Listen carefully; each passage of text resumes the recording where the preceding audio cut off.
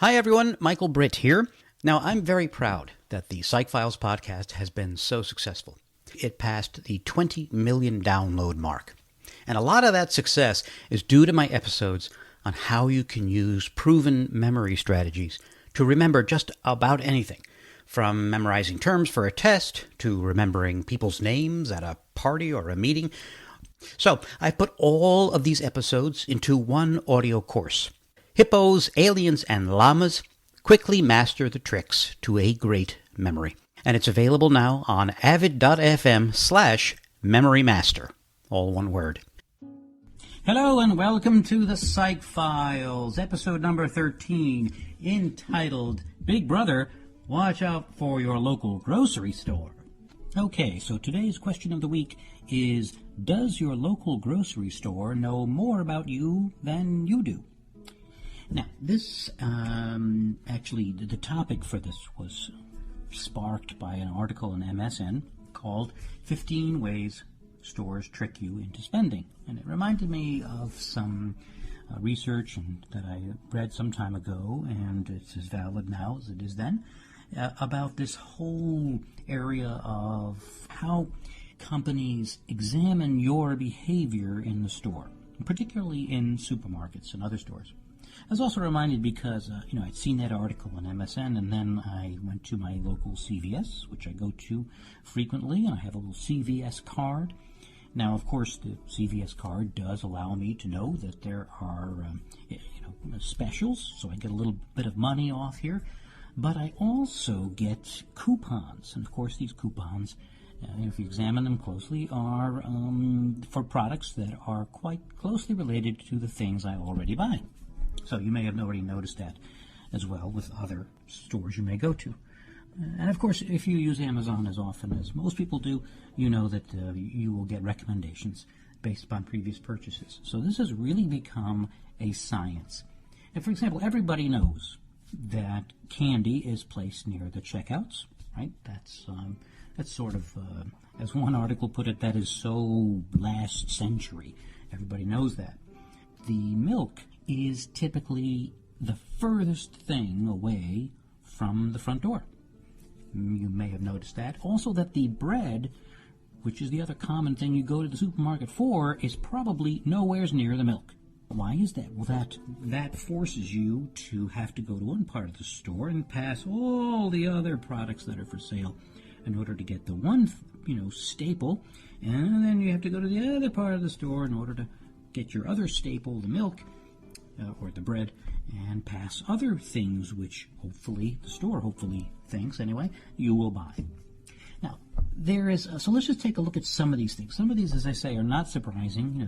The splurchases, I've heard them referred to, the impulse buys. But there are some pretty tricky stuff that market researchers and even psychologists who work for these supermarkets have uncovered by closely watching what people do when they go into supermarkets.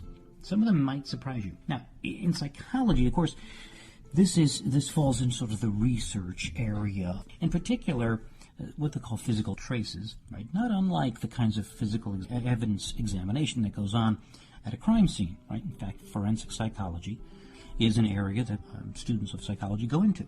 So let's just take a look at this. As I say, again, it's called physical traces. These kinds of measures, there's really two broad ones. One are called accretion measures. That's a weird word. You may not have heard that. Accretion sounds like some kind of a bodily function, but it's not. Accretion measures are things that you've left behind. For example, litter. We can examine litter, and of course you know that people do go through other people's garbages, and sometimes to learn more about people that way. We can do that. We can scientifically and carefully examine litter. We can do the same thing with graffiti. We can learn a lot about groups and gangs, etc., by looking at graffiti.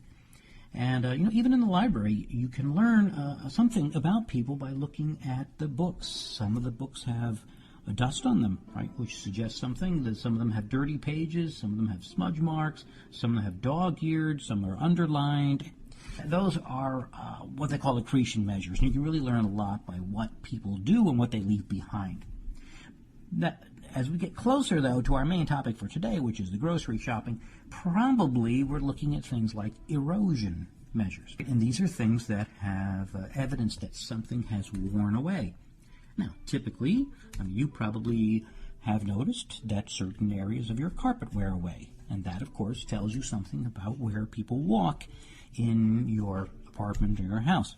I know that on the campus where I used to teach, when new buildings were built, there were sidewalks were also planned. But, of course, you could always see where students typically walked, because they always found ways to walk probably in a straighter line. Well, it may not have been a straighter line, but it had been a quicker way to get to buildings. So some more savvy builders, I understand, typically put aside some money after buildings are put in place to simply watch where people walk and then build sidewalks there, which makes a lot of sense to me. So let's go back to your behavior in the grocery store. Now, we can look at where in the supermarket the floor is worn away. Pretty good, but we're getting a little bit more exact and as you can tell from the example of the CVS card and other types of Stop and Shop cards, all those kinds of things serve the same purpose. In fact, probably the greatest tool for finding out what you're like and how to market to you would be the bar stripes at the bottom, the UPC codes. That's the information that organizations are using to target market you in the future, which is sort of reminiscent if you saw that movie Minority Report, where the modern stores, I forget how many years in the future that movie took place, but the stores I think they were scanning eyeballs, right? And from that, how did they get information about what you bought? And then you'd walk in the store and they would suggest what else is on sale that's similar to what you bought. So let's take a look at some of these things, and I'll have the URL to this article at MSN on the website. So, a couple things that they noticed, but though I've got a bunch more that I think are even more subtle. A couple things they noticed would be carts. Now, maybe you've noticed that carts are right near the entrance, and that they're rather large, probably larger than the amount of food you typically plan to put in there. So they're as large as they can be in order to, of course, entice you to fill them. So that's one thing. Carts. Another thing would be, in addition to milk being far away from the entrance, toys are far away from the entrance as well. Things that appeal to kids are typically on the lower levels, the lower shelves. Now, some items that are not on sale are often arranged to look like they are on sale. That is, they're placed often at the end of the aisles. I know in the local store, near the peanut butter is, of course, the jelly. Right? We don't want to have to, in this case, we don't want to separate these things so much. The major staples, milk and bread, those are strategically placed. But from then on, we place similar items nearby. But in any case, here's a quote: "Stores are designed to maximize the number of stops you have to make, because when you stop, you buy." Okay, those are good observations. Here's some more. I think these are more interesting and more subtle. These are things you might not have thought of. This is from an article, actually. This one is almost 11, no, it is. It's 11 years old. It appeared in the March 10th, 1996 issue of the New York Times Magazine. Yes, I dug deep into the psych files. I knew there was a purpose for this name to get some of this research. And this was a really wonderful article. It was called "The Theory of Supermarkets." And so it's very interesting. So they make some opening observations, and this again was 11 years old, where they said that the typical store holds 30,000 items. So obviously there's a lot of competition among products for your attention. Okay, so here's an interesting observation. Have you ever noticed that the first thing you typically see when you go into a supermarket is the produce section? And why is that? Well, according to this article, and I think there's a lot to this, when you come in the door and the first thing you're greeted with are these bright colors of apples and oranges and fruits and vegetables, and there's just such a freshness to all that. It suggests bounty, right? and it's mood altering to get you in the mood for buying. If it's not produce, though, then the front doors typically would open up on the flowers section, right? Again, to get you in that sort of it's that wonderful mood and the smells and the freshness. And I wonder if the little showers of water that come out across the celery, how much of that is out of the necessity of keeping the celery fresh, and how much to just make you feel like you're in the middle of the jungle or something. Okay, other things that they've noticed. This is sort of interesting. I don't know if you've noticed this yourself. Observe this. I was actually thinking of doing this episode as a video episode because you really do have to see some of these things in order to actually believe them. I think this one here is one of them. Cart behavior, quote unquote. When you turn your cart in one direction, you tend to look in the other direction. Observational research has revealed this. And what they refer to that as, when you turn left but look right, that's what's called the strong side. And that's where you might often see things being placed to entice you to buy. Another thing, have you ever noticed that the soup is typically not in alphabetical order? Can't say that I've noticed that, but maybe I have. You're sort of searching for the pea soup. Well, it wouldn't be pea soup for me. It'd be chicken soup or something like that. And it's not always up top. And cereals are the same sort of way. Cereals is sort of interesting the way they place those. It might be helpful if they placed all of the flake cereals in one area and all the brand cereals in another. That might be helpful, but that's not the way it's done. Again, it's done in a way to force you to have to really look through in order to find the cereal that you like. Here's a really interesting observation I think this article made, which is sometimes products are arranged in a very interesting way. You're probably typically drawn to a product, and let's use the one they have in this article, which would be raisins. You're probably drawn to the brand of raisins that you recognize. You've seen it advertised on TV. You see the logo and you're drawn to that. Well, of course, the store has its own brand of raisins.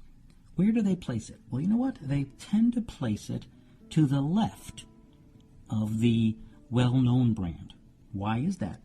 Well, they've obviously observed how people look through products. And what we tend to do is when we look through products in a supermarket aisle, we do it the same way we read, from left to right. So you may be drawn to the popular logo, but the next place your eyes go would be as if you'd reach the end of a sentence and you go back. You go to the left. So it's actually, they say, research has shown that that's the place to put the less expensive store brand.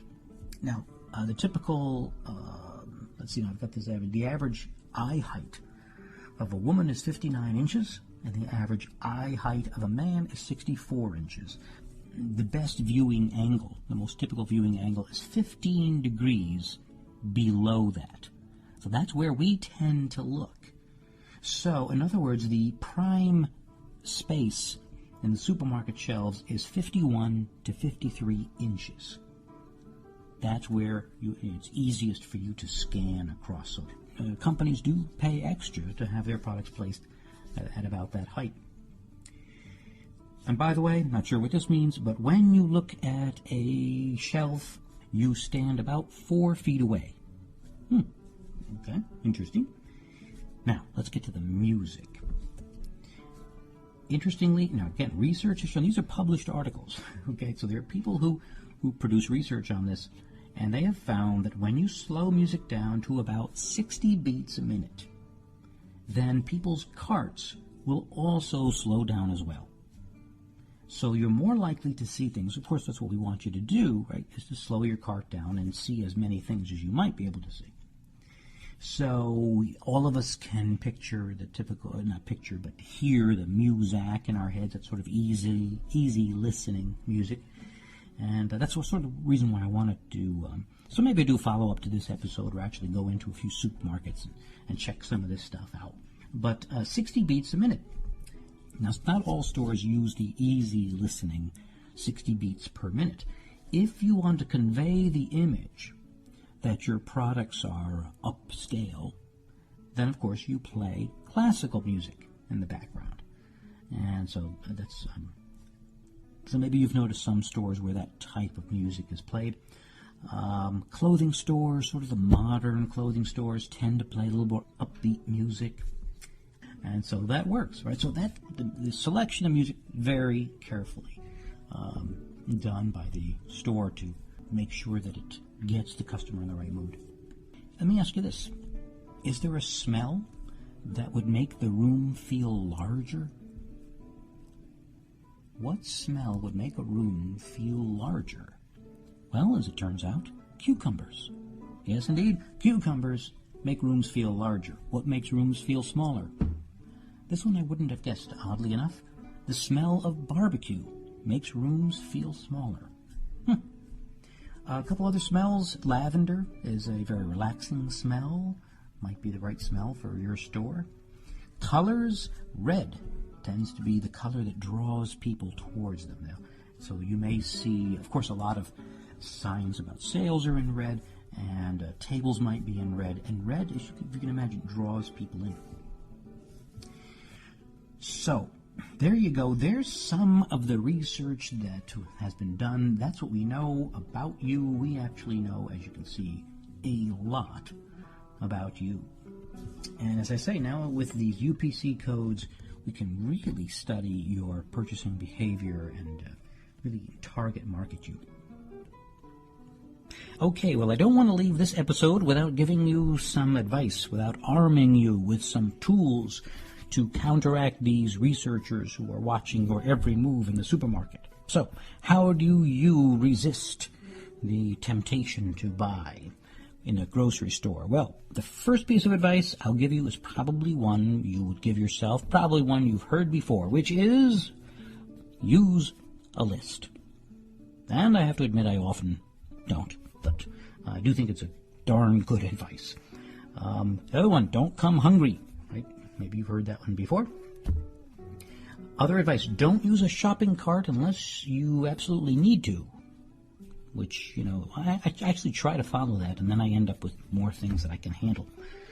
Here's another one. At the checkout, rethink everything you've put into the cart. And don't be afraid to take something out and, put it down and give it to the cashier. Here's an unusual piece of advice. Start at the back and work your way forward. Look at the bottom shelf first. That's where you're likely to find the less expensive, although probably equally good products.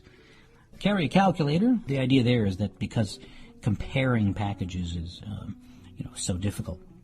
And the final one, which I think is a good one, is if you don't know for sure that something was a good deal, then don't buy it, because it probably was not a good deal. All of the fanfare around it may have made it look like a good deal, but if you're not quite sure, then the advice here is don't buy it. So there you go. Watch out for Big Brother, and because believe me, Big Brother is watching out for you in your local grocery store and learning a lot about human behavior. It's sort of interesting, actually. So that's it for today. I hope you found this interesting. One last thing. Remember to check out my memory course. You can use these strategies to get better grades on your tests, to remember people's names, and even help you to remember those jokes you keep forgetting. So you will be amazed. avid.fm/memorymaster. That's avid, AVID.fm/memorymaster. Thanks.